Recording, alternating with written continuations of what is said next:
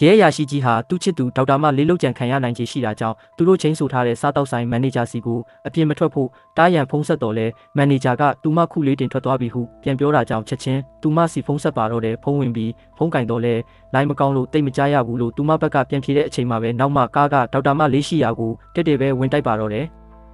ကားနဲ့တိုက်မိလို့ဆိုင်ကယ်တာထိပြီးအနှဲငယ်တာတန်ရာရသွားပြီးအဲ့ဒီအချိန်မှာပဲ CCTV ကနေကြည့်နေတဲ့အရာရှိကြီးကသူမနဲ့ဆက်သွယ်ရ၍သူမအားအဲ့ဒီနေရာကနေချက်ချင်းထွက်သွားရန်နဲ့ရှေ့ကိုဆက်မောင်းခိုင်းပြီးသူပြောတဲ့အတိုင်းလုပ်လို့ပြောပါတယ်။အရာရှိကြီးကသူမသွားရလမ်းတစ်လျှောက်လုံးမှာရှိတဲ့ရင်ထိန်ရဲတွေအပြင်ရဲတပ်ဖွဲ့ကူတွေပါလှုပ်ပေးဖို့အမိန့်ပေးထားပါတယ်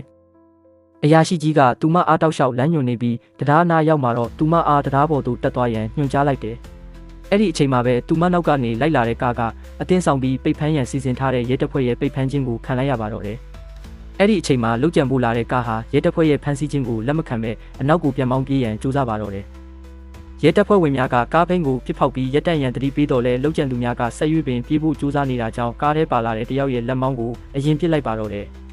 အဲ့ဒါနဲ့ပဲကားကရက်တန့်သွားပြီးကားမောင်းသူကအပြင်ထွက်ပြေးဖို့ကြိုးစားနေချိန်မှာတော့အရာရှိကြီးကသူ့ရဲ့လက်ထောက်ကိုဒူးတို့လက်မောင်းတို့ကိုပစ်ပြီးအရှင်ဖမ်းခိုင်းရန်အမိန့်ပေးနေပါတယ်။ဒါပေမဲ့လည်းလုတ်ကြံသူကားသမားဟာဒူးမှဒဏ်ရာရသွားတော့လဲတရားအောက်ကမြစ်ထဲကိုခုန်ဆင်းလွတ်မြောက်သွားပါတော့တယ်။